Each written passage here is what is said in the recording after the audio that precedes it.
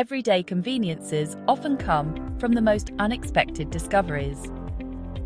In 1945, Percy Spencer, an engineer at Raytheon, was working with magnetrons, devices used to generate radar waves during World War II.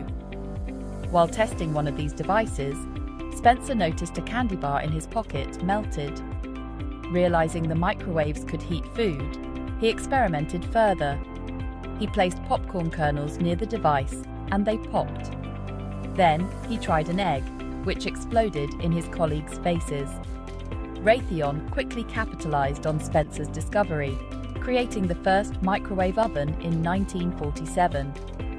Dubbed the Raider range, this early model was bulky and expensive, costing about $5,000. It was primarily used in commercial settings, like restaurants and ships.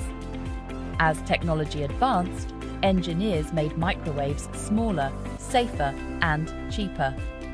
By the 1970s, countertop models became common in American homes. Today, the microwave oven is one of the most ubiquitous kitchen appliances. It all started with a curious engineer, a melted candy bar, and a little creative thinking. For more surprising history, follow Arca Veritatis and share this video with your friends.